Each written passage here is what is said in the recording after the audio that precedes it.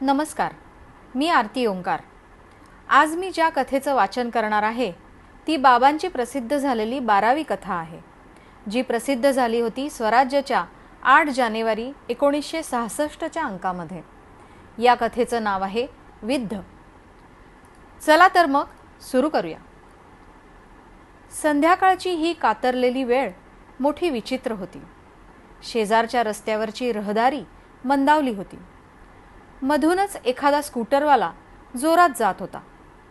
समोरच्या शांतिनिकेतनचा माळी दारात फाटकात बसून विडी ओढत होता। ड्रॉइंग रूम मधल्या मोठ्या घड्याळानं 7चे ठोके मंजूळ आवाजात दिले।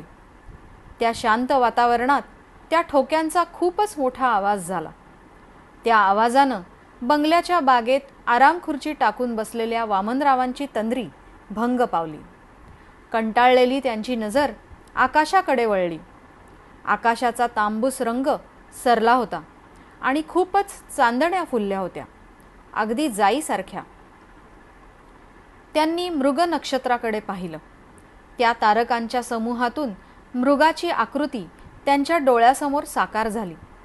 कळवळणारा असहाय्य मृग आणि तो व्याधाचा बाण, मृगाच्या पोटात शिरलेला आणि क्रौर्याने विलसणारा त्या व्याधाचा चेहरा एकदम त्यांना कससच झालं। ते थरारले।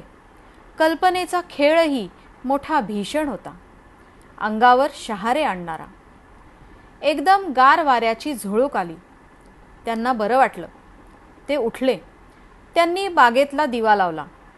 हरिओम हरिओम म्हणत ते आरामखुर्चीवर बसले। त्यांची नजर बागेतल्या फुलांकडे वळली।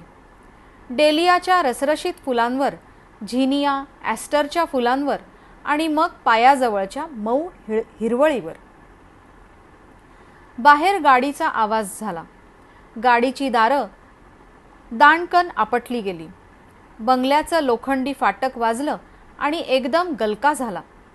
मोहन, सुरेश आरामखुर्चीपाशी गोळा झाली। कोण कुठं हिंडले ते सांगायला सुरुवात केली। तेवढ्यात छोटी लता सुरेशच्या मदतीने आरामखुर्चीवर चढली। अय्या, आजोबा, तुमच्या डोक्यावरचे केस काय झाले हो? वामनराव हसले। त्यांनी लताला जवळ घेतलं, थोपटलं। ते म्हणाले, एकदा काय झालं, फार मोठा पाऊस आला, मग काय, वाहून गेले केस। पोरांच्या सहवासात त्यांच्या चित्तवृत्ती उल्हसित झाल्या। आपलं वय विसरून ते नातवात रमले। पोरांच्या गलक्यात स्वतःला विसरले। दमलेली पोरं जेवायला गेली आणि वामनराव सुन्न झाले। त्या सुखकर चांदण्यानं त्यांचं अंग भाजलं। ते आतून बाहेरून होरपळून निघाले। त्यांना सारं आठवलं। घरातलं ऐश्वर्य, मोठ्या तिजोऱ्या, कोच, रेडिओग्राम, टेप रेकॉर्डर आणि दारात दिमाखानं उभी राहिलेली डॉज किंग्जवे आणि मग दापोलीतली ती चंद्रमौळी झोपडी, मातीची भांडी आणि दिवसाकाठी एकदा पेटणारी थंड चूल। त्यांच्या डोळ्यासमोर भूतकाळ जागा झाला। नारळाच्या झावळ्या सळसळल्या। ओहोटीच्या लाटा मागे धावल्या। किती असहाय्य परिस्थितीत ते जगले होते। अखंड दारिद्र्यात परक्याची शेती कसत होते। चिखलात पाय रोवून आयुष्य काढणं मोठं कठीण होतं। कनवटीला पैसा नाही, हक्काचा सुतळीचा तोडाही नाही। जवळ होती ती परमेश्वरावरची निष्ठा आणि सोबतीला 18 विश्व दारिद्र्य आणि त्या दारिद्र्यात साथ देणारी निष्कांचन गृहलक्ष्मी सुमती। दिवसभर राबून सुख समाधान दिसत नव्हतं की लाडक्या पत्नीच्या अंगावर सोनं चढत नव्हतं। अहोरात्र कष्ट आणि दिवसाकाठी चूल पेटायची भ्रांत आणि पदरी शिक्षण नाही। कोकणची तरुण पिढी मुंबईकडे धावत होती।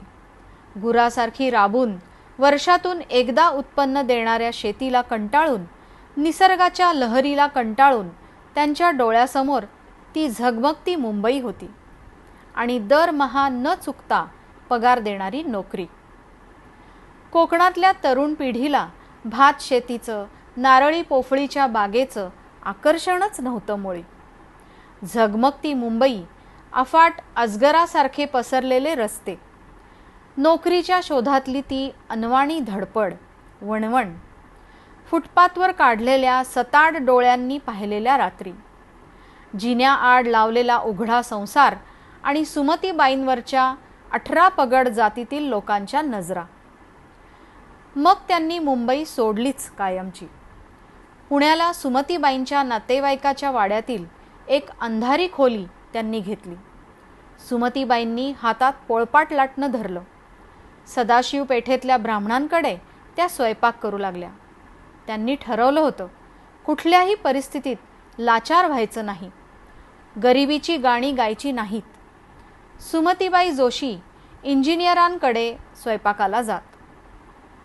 ती बाई मोठी सालस होती. एकदा तिनं खोदून खोदून सुमतीबाईंना विचारलं. सुमतीबाईंच्या डोळ्यात पाणी तरळलं. त्यांना सगळं समजलं आणि दुसऱ्या दिवशी वामनराव जोशांकडे मुकादम म्हणून नोकरीला लागले. काळाला पंख होते.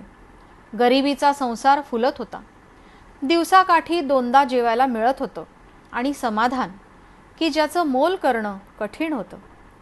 आपली पत्नी 4 लोकांकडे स्वयंपाक करते हे त्यांना खुपू लागलं. मग सुमतीबाईंनीही नाही म्हटलं नाही. दमून भागून ते कामावरून परत येत.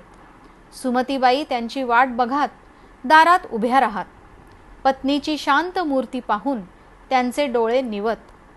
मग छोटी विमल त्यांच्या गळ्यात पडे. बस, आणखी कुठलं सुख हवं होतं त्यांना. वामनरावांनी आपल्या हातानं ती आरामखुर्ची चाचपडली. त्या काळी पै पै मागे टाकून केवढ्या हौसेनं त्यांनी ती खुर्ची आणली होती. काय तो आनंद होता आपल्या आवडीची वस्तू घेण्यात. आता शेकडो रुपयांची खरेदी होते आहे, पण नाही. पै पै साचवून घेतलेल्या वस्तू आणि पाण्यासारखा पैसा खर्च करून आणलेल्या ह्या किमती वस्तू, आपल्या आयुष्यातला फार मोठा रस गेला आहे. पुन्हा कधी येणार नव्हते ते दिवस. त्यांनी डोळे मिटले. मिटल्या डोळ्यांपुढे चांदण्या फुलल्या. त्यांचे डोळे बदलत्या काळाची पावलं पाहत होते. वामनराव मेस्त्रीचे कॉन्ट्रॅक्टर झाले. छोटी छोटी कंत्राटं घेऊन ते पुढे आले. घरात पैसा खेळू लागला. सुमतीबाईंच्या अंगावर दागिने चढले. जिथं खाण्याची भ्रांत होती तिथं सुबत्ता नांदू लागली. वामनराव उन्हातानातून हिंडत होते. खाण्यापिण्याची काळजी न करता खपत होते. एकेकाळी गूढ वाटणारे निळ्या आकाशांचे नकाशे त्यांच्या आयुष्याचा नकाशा काढत होते. त्यांच्या तोंडावर होतं ते कष्टाचं, श्रमाचं समाधान. काळ पावलं टाकत पुढं सरकला. विमल आणि शांती दोघींची लग्न झाली.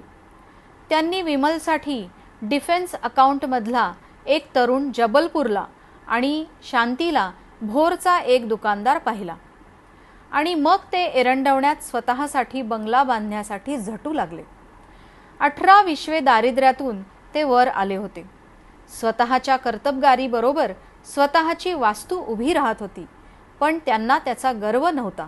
त्यांच्या चेहऱ्यावर खितपत पडलेल्या घराण्याला नावारूपाला आणल्याचं समाधान होतं. दारात गाडी उभी राहिली. बस, आता काही नको होतं. काळानं आता थपकून राहायला हवं होतं. पुढं तरी किती जायचं.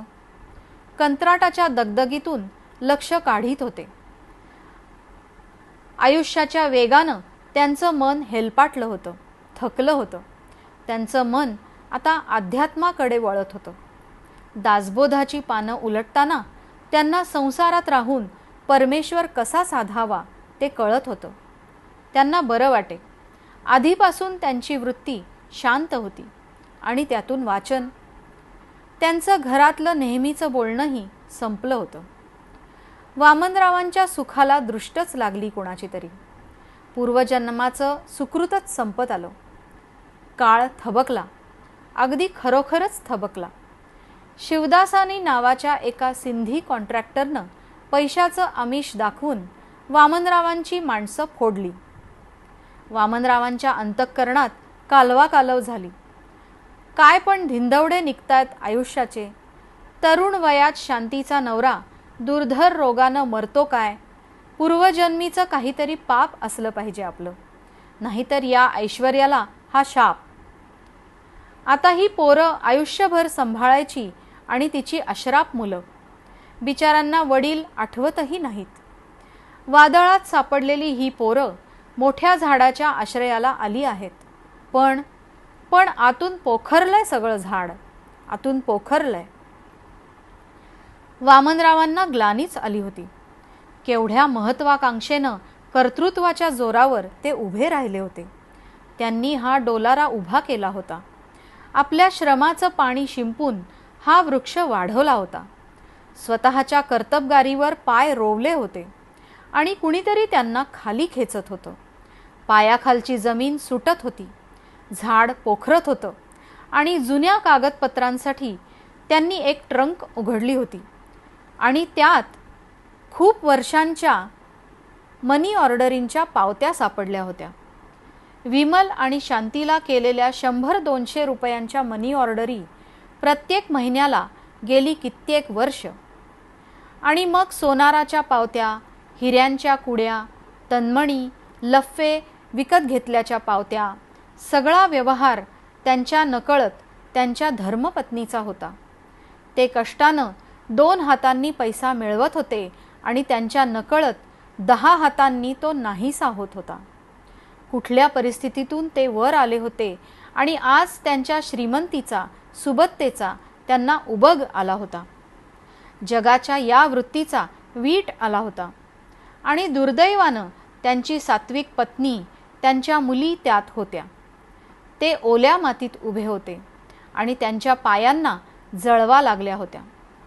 ते आराम खुर्चीतून उठले, अस्वस्थपणे फेऱ्या मारू लागले.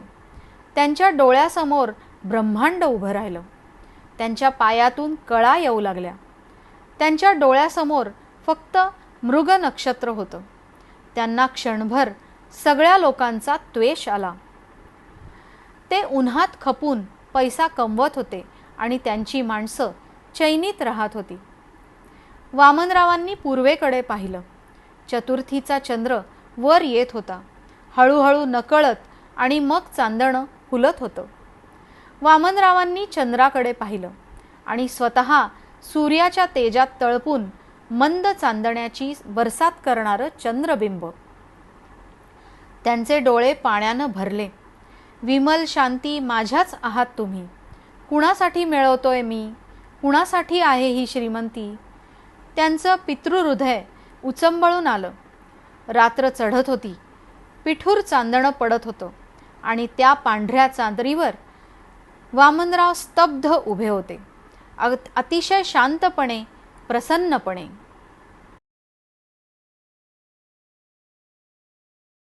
धन्यवाद.